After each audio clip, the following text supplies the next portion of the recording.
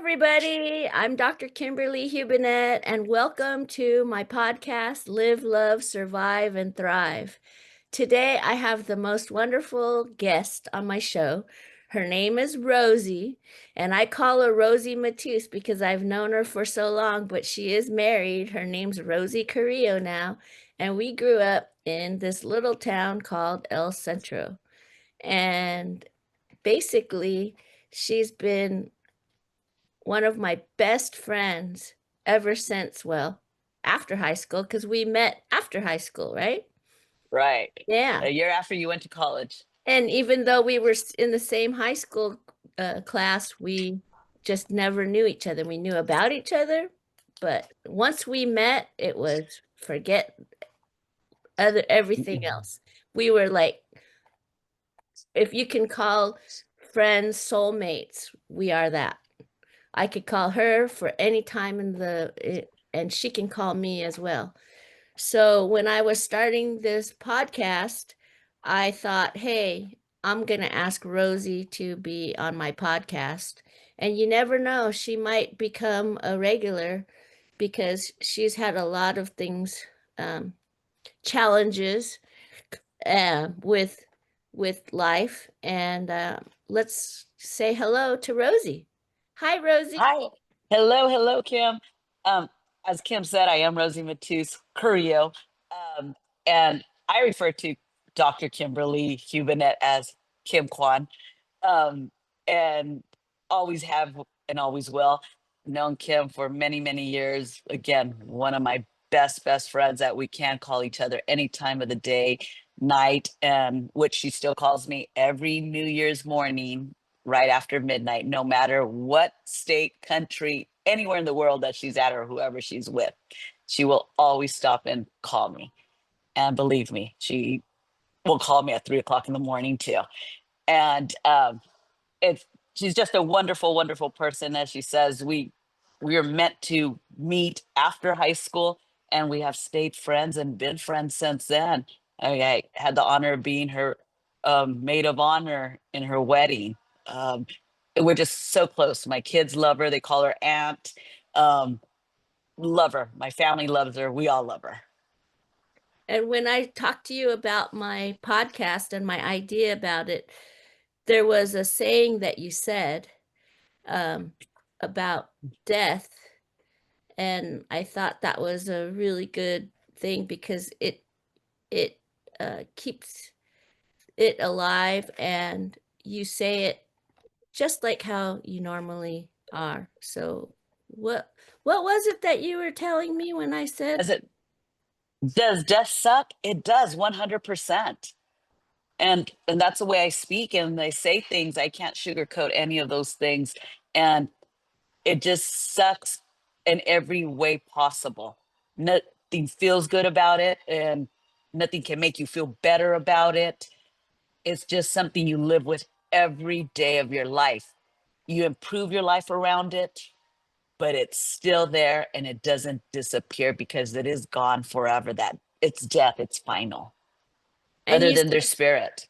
you said life continues after death, right? Can you tell me a little bit about, your experience with the loved ones and tell me their names of the loved ones that you've lost? I'm so emotional. I'm getting emotional already just the thought about it. I wish And I could give you a Kleenex. I have one. There you Thank you. uh, the most recent loss that we had was 5 years ago, or I had, and it was my sister, my my best friend, um, closer than you, and you knew that. Yeah, Um, and you guys were like almost looking like twins too. we were a year and 13 days apart. Her name's Billy Matus. She was 50 years old when she died of cancer. It was liver cancer. She was not a drinker. Um, and does she have her occasional drink? Yes, a social drinker, nothing like that. It happened at the tail end of COVID. Couldn't be visiting her in the hospital, whatnot. But she was my one of my everythings. Um, that I really said everything to her, told her my most deepest secrets. We talked to each other every single day. every day, every day. Um, and it was hard. And it was hard for her husband and for her son, who was 14 years old when she passed. And, um,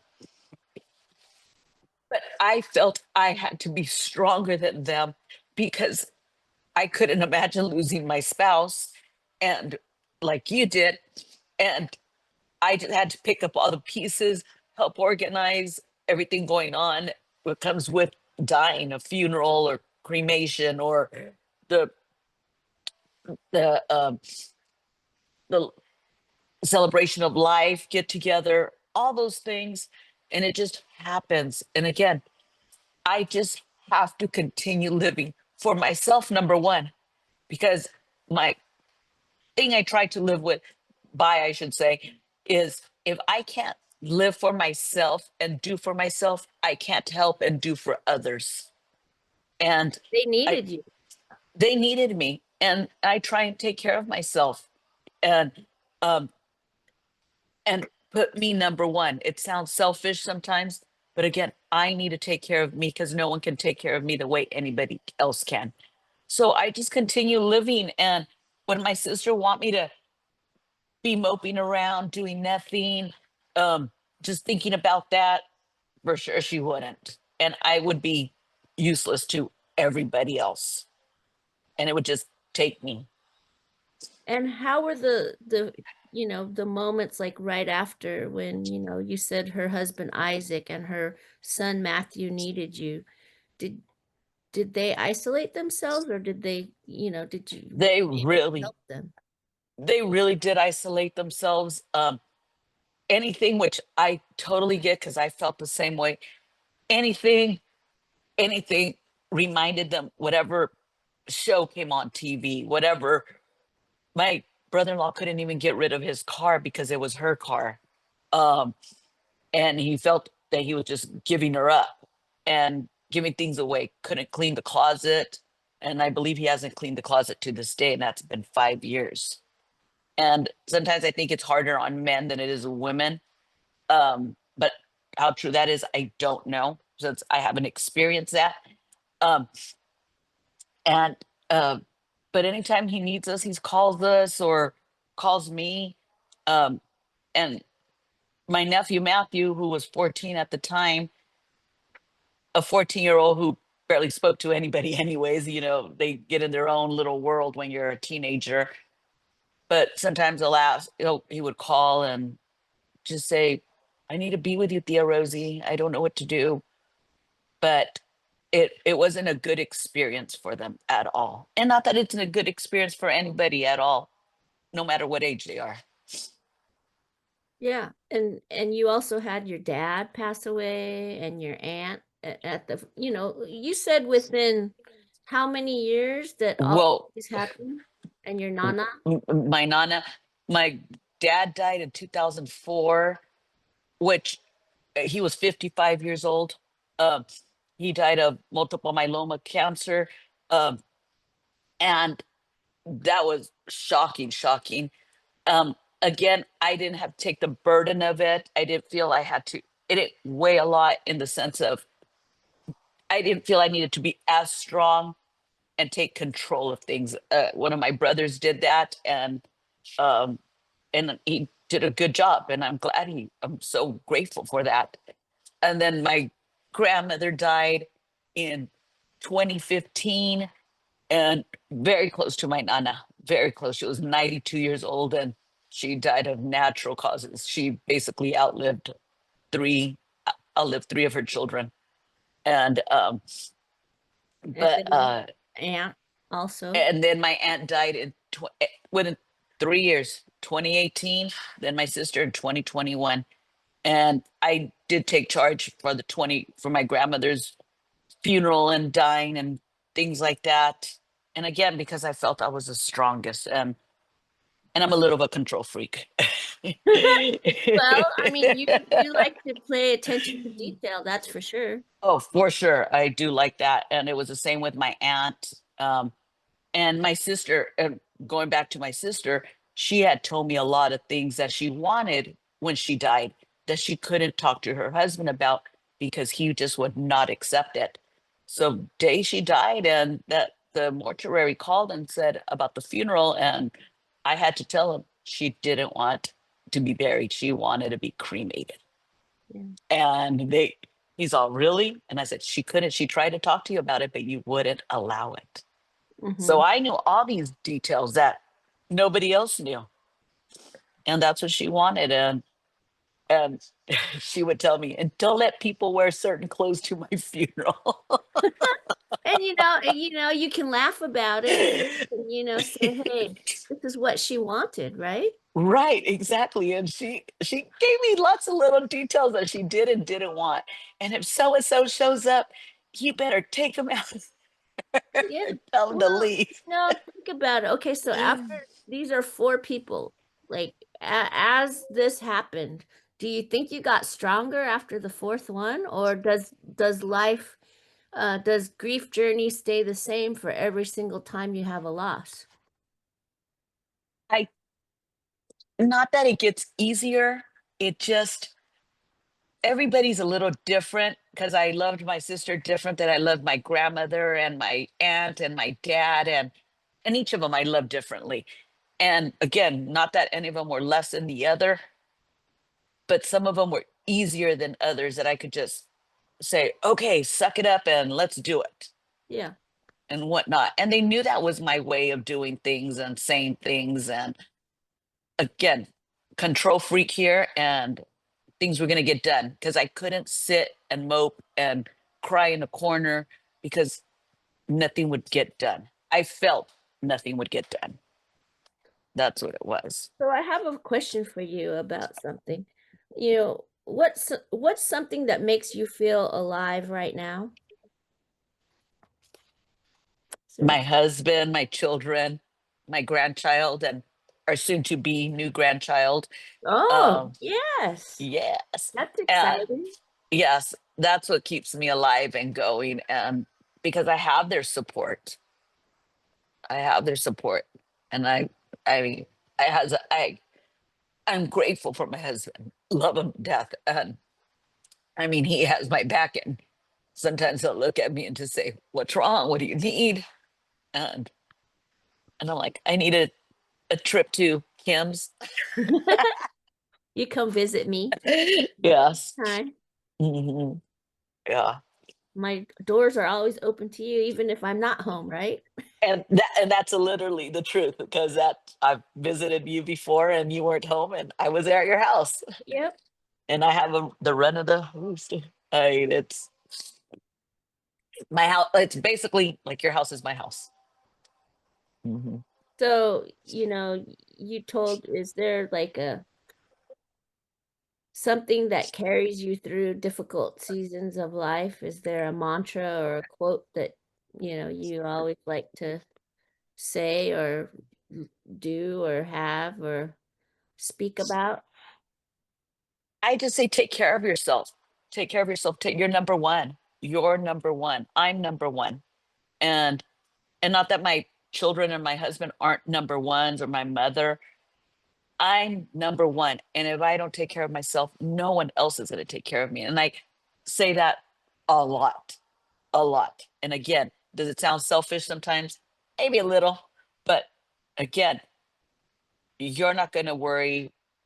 You're not living in my shoes. And I have to take care of me. I have to take care of me. I know when we talked about something that I never knew about you before and you told this to me, um, I learned something new about you today, and it was about what you do during Thanksgiving and what you do with, you know, to help the world. Oh, my husband and I always say we're very fortunate. And a lot of people don't know this about us. We donate meals to underprivileged families. Um, I've had friends that work at different school districts and always ask them, is there any families we could donate to? Or here's 5 meals, and this means complete meals. For Thanksgiving, we give to the local, not just to the local, like, I don't want to call it the orphanage, it's like the where the foster children go. And we always call them, and I shouldn't say always, every few years, we pick different years. And we always ask for the oldest children what their needs and wants are. Why? Because no matter what, 14 years old, 15 years old, they're still kids and they still want different things. And we get them what they want. What kid doesn't want that new pair of Nike shoes or the newest, well, maybe not phone, but the newest tech thing. Yeah. And it's not their fault they're in the system. And so we try and give them what they want, because usually people think of the little young kids. So Yes. we try and do that, and we try and help in the community, maybe not like way out there, and we don't announce it. I don't put it on social media. I don't need people to do things like that. And we do little things, just like if we're in a restaurant and we see somebody sitting there, we'll say, we want to pay dinner that for that table there. May they have had the best steak dinner on the menu or just a cup of coffee. And um, it's just something we always do. And why makes us feel better. Again, we're very fortunate in life. Our children are fortunate, and we have enough to share. Hmm. And That's that's so what we do. beautiful. And you don't And, do and it for anything but yourself, you know? that's it. Yeah. hmm Yeah. And yeah, and like you said, I mean, like you didn't know I did that. And No. and it was just something, I don't even know how it came up, but we were talking about it and you're like, I didn't know that. I was like, Hmm. yep, we do that.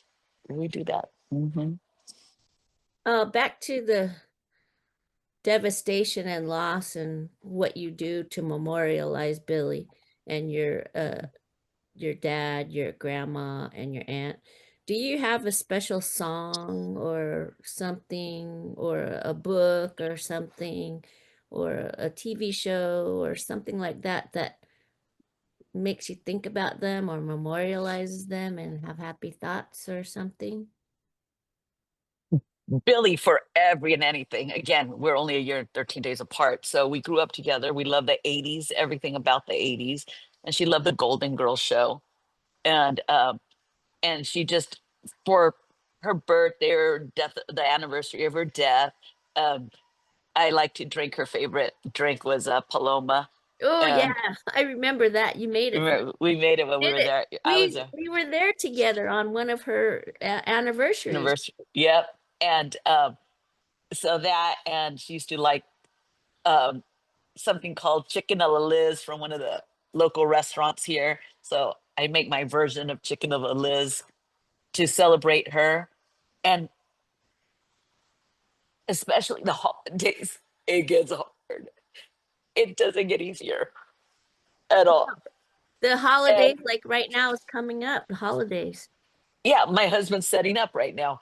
And even though we're still not even Thanksgiving, he's setting up Christmas trees and has Christmas music on. But there's times I just feel bad. I say, God, I wish my sister was here. And and it gets hard. But then I say, but I gotta live. I can't give up. I love Christmas. As I always say, my favorite holidays are my Christmas and my birthday. And And and you have your girls I too, have my girls. right? Who? What are their Exactly. names and what? Valerie, Tiff, Jill, and Isis. Yeah. Oldest one is 32 and youngest one is 16. And I have a Whoa. and a 5-year-old granddaughter. So Yeah. no boys in our family. Maybe our next grandchild will be a boy. We're not sure yet. We don't know. Um, but um, but yes, and even though two of them live far away from here, and but I mean, I'd love for them to be home every holiday. And oh, when they can't come home for the holidays, that or choose not to come home, I oh, that kills us. That kills us.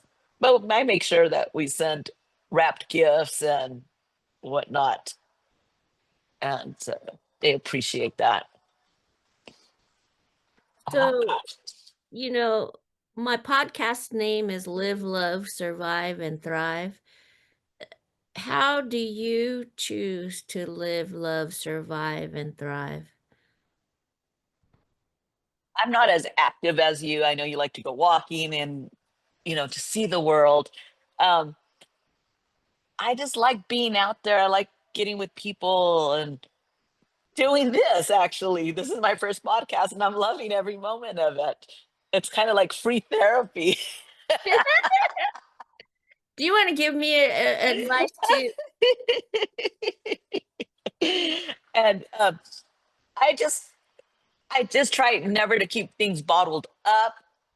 When I feel something, I say it. Sometimes does it come out the wrong way? Yes, it does. But I do it from a good place. And I don't feel that I'm doing it to be malicious or be mean about anything. And if I do, I'm sorry. But it wasn't meant like that. But if you know me well enough, you're going to say, she didn't say it that way. She Yeah, didn't say it that way, or it wasn't meant that way. I do yeah, it like kind of saying like it's like me saying, Kim, you have a paper or something in your hair or whatever. Oh God, why is she checking me out? Some people just think like that. I'm like, no, I'm really telling you because I don't know. I'm just like that. But I just live. I just live. I get up, I go to work, even though there's days that I just want to stay in bed and say, why me, God? Why me? But if I do, that's going to end up being a second day in bed or a third day in bed. And I says, let's just go. Let's just move on. That's what I do to live and survive. definitely. Mhm. And when my Mark died, you were there for me, Ooh, 100%. that, yeah, that was one of the things I've been thinking about lately. I remember getting that phone call from you, and I knew it, and I knew it. But a few days before he had passed, that you called and that he wanted to talk to us. Oh Mhm. man, that just, oh man, that, I'll tell you, it brought my husband down. It brought Ramon down, and it kicked his butt. And Ramon loved Mark, loved him. And he, and he loved the way he would just talk to you and just say, Kim, no, you're not doing things like that. That's the wrong way. And we just used to laugh at him because we know you're a woman with a mind of your own. Yeah, and when I said I was doing this, you probably rolled your eyes like, "Oh my God, what is she doing again now?" Yes, yes. And then Mark would stop it and we would just laugh and say, man, these two are made for each other. Yeah, he was the one that could tell me to do anything and I would listen. Mhm. Just like when Yeah. you pick your person, right? When you pick your person. Yes. And you picked well. I mean, like I always, my favorite story about when you guys met. And then we were at a club dancing and you were dancing and he was standing next to me. I don't know why he wasn't dancing or I wasn't. And he's like, isn't she just the most beautiful woman in the whole wide world? And I just looked at him, I go, uh-huh. I said, this guy's in love. Well, and you know my words, I didn't really think that. I said, this guy's whooped. That's what I thought. Yeah. That's my favorite thing to say. This guy's whooped. And then that was that. We loved Mark, loved him from the day I met him. Where's that Ramon? He's supposed to come say hi on our podcast. Is he, Babe, can he come say babe, hi? come here real quick. Come say hi. Is he? He- Is he too shy? He's a shy guy, you know. He's super But shy. He's nothing like me. Come say hi at the podcast. Say hi. there's Ramon. Hi, Wave. Ramon. And this is Smile. his signature white t-shirt. We call it his uniform. That's all he ever wears. A white t-shirt. Say hi to Kim. He's such a dork. Do But you have it? Do you he's have my any dork. words of wisdom for us? Do you have any words of wisdom for us? He said, just stay positive. And he Oh, walked there you away. go. There you go. Yeah. that, that's his whole 3 seconds of fame. And he'll never do it again. Is there any Excuse me. words of wisdom to our listeners that you will like to say to them and encourage them to keep on listening, or any little thing that you might help somebody that's going through their grief journey? Talk to whoever you need to talk to. May it be therapist, may it be your husband, may it be the neighbor, may it be the stranger in the park, to your best friend. You just need to talk sometimes to get it off your chest, just to get through that day. And if it's every day, do it every day. And don't be embarrassed or think about, I'm wasting their time. No, you're not. Sometimes we don't, even though sometimes I might not reach out to you, Kim, you know that I'm here. You know that I'm here. And people aren't always going to say, do you need something? Do you need something? You just need to call them and they will drop everything. People don't believe that. Sometimes it's hard because sometimes I don't believe it. Sometimes I don't want to call Kim, for instance, and say, oh, Kim, I'm just going through all this and da da da, whatever. And I, and I, because I think she might be busy, but no, she isn't. The other day I called her early in the morning, Monday morning, I think, because I had a dream about Mrs. Kwan, her mom. And, she was available right away. And not because she knew it was about her mom. She answered the phone like saying, why are you calling me so early in the morning? What's really going on? Usually we'll text each other in the middle of the night. What's going on? Happy birthday. Did you know this happened? Or whatever it is. But reach out to whoever. If you need to go for a walk just to clear your mind, take a walk. Take a walk. Or in Kim's case, go deep sea fishing and catch, 25 pound or 80-pound fish or whatever that she does, or do all that to keep things off your mind and things like that. Me, I'm easy. I could just start looking things up on the internet, or I just say, Rosie, clear your brain and do something else, do something productive. Maybe even if it's clean the kitchen or wash clothes, keep on going. Do not bring yourself down. And and one of my therapists did say, yeah, you're pretty good at doing this. I said, but it's hard. She says, it is hard. Oh, It yes, is hard. you have a therapist, right? So, And not, yeah, I did have a therapist. And I would talk to her once a week, and not just about death, but about family things and whatnot. Um, we don't have a perfect family. Whatnot, just little things. My mother's going through, she's in first stages of Alzheimer's, and that, you talk about live, love, and survive. My sister dying, that really kicked my mom. That brought my mom down. And the truth is, what do they say? You shouldn't die before your children. yeah. That really got my mom. That brought my mom down. And I'm not saying my mom wouldn't have gotten Alzheimer's, but my mom's 76 years old. Right before my sister died, my mother was a type that would be in her car halfway up north and call from a gas station and say, "Oh, I forgot to tell you, I'm coming up to Selena's to go visit your aunt." I'm like, "Mother, why didn't you said anything?" She's like, "Because I kind of forgot." Uh, after my sister died, she she was in a daze. She went downhill so fast, and that hurts my heart too. And and thank God for one of my brothers. He's taking care of my mom. He does an excellent job, because he knows, and we've talked about it. I couldn't do it. I couldn't work. I couldn't take care of my family and take care of my mother. I couldn't. I could not do it. And that, I think, would break me. And it's not because I don't want to. I just, I couldn't do it. And it's hard. It's very hard. You lived it. You took care of your husband and worked and still took care of your home. And Yeah. it's hard work. And Yeah. but that, it brought my mother, and she did try and do things, but she couldn't function. It really kicked her down.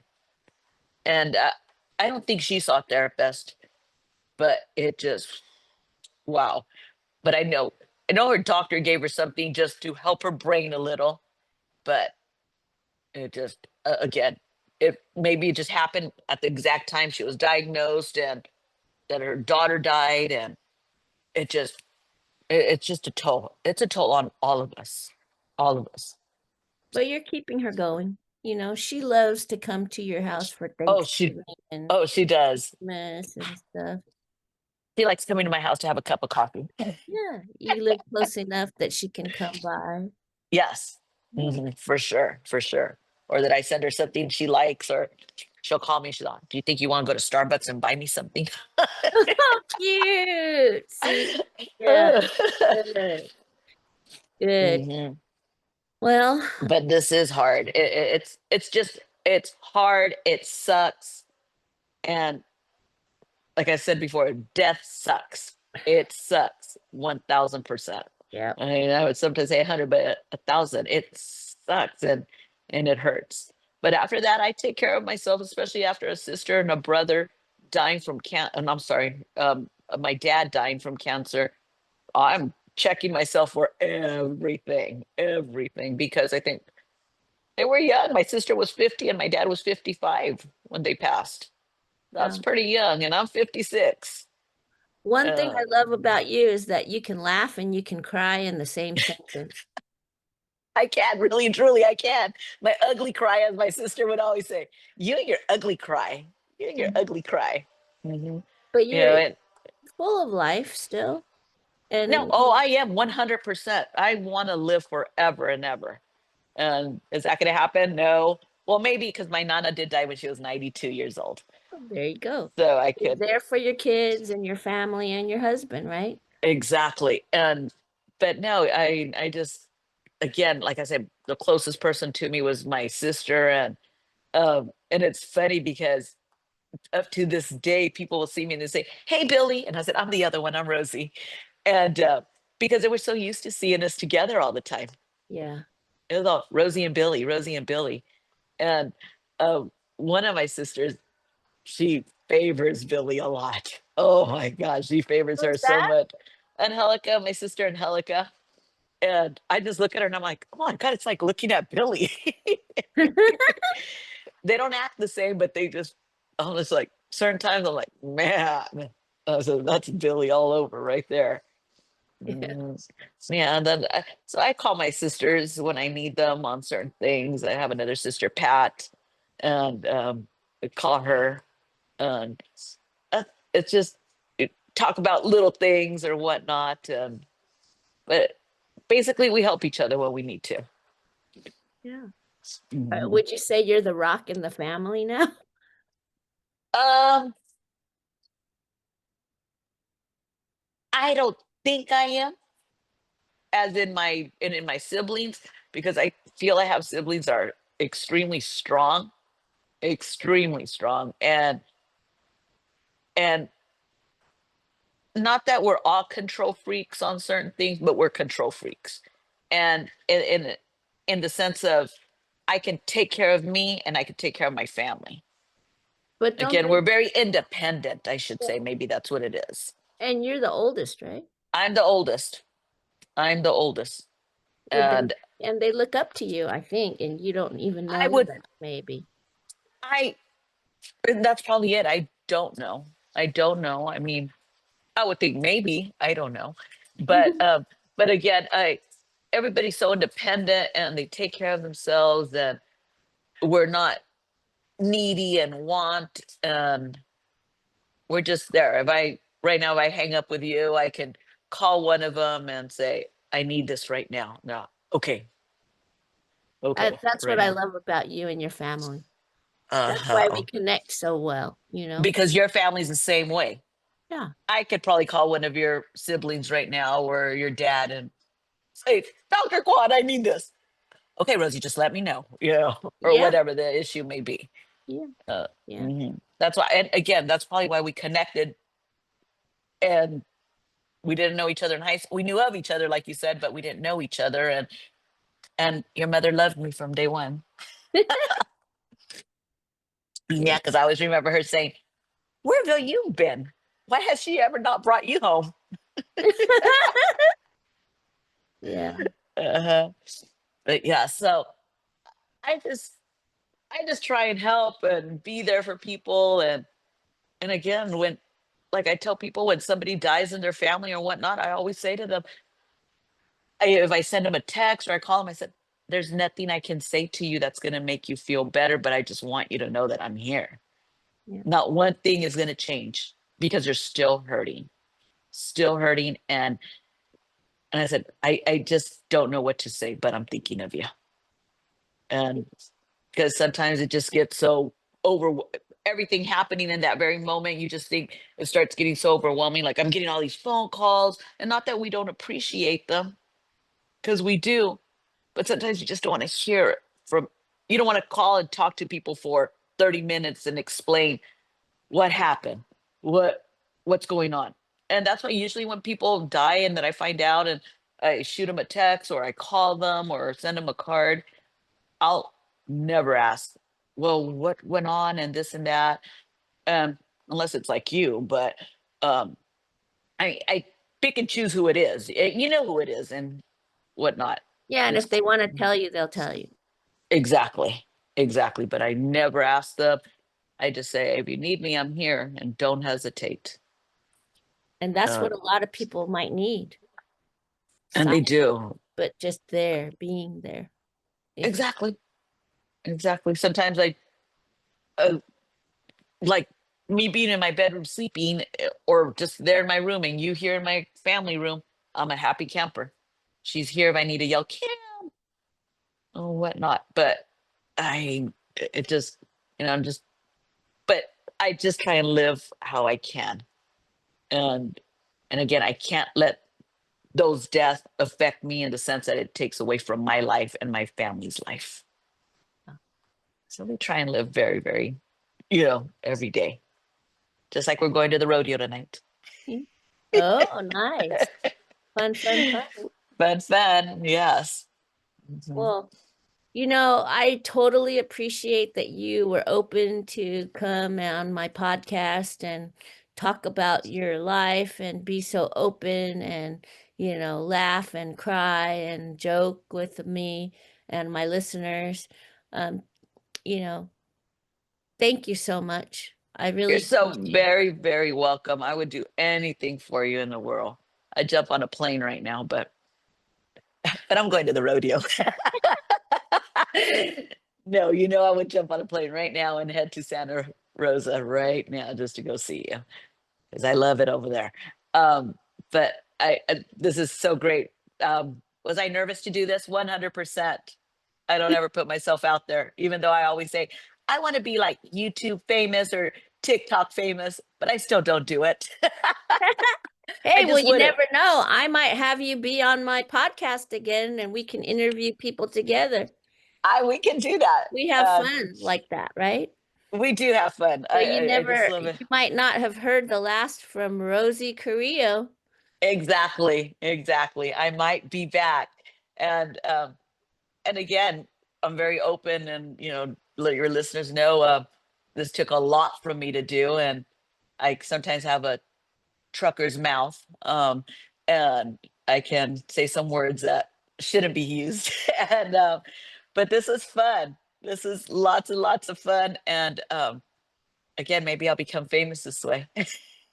So this is Dr. Kimberly Hubinet, and you are Rose. Rosie Matus Carrillo. There you go. If you loved listening to our podcast today, keep it alive by hearing from us. I'm here every month, sometimes a little bit more, and just listen for our podcast of Live, Love, Survive, Thrive. Until next episode, signing off.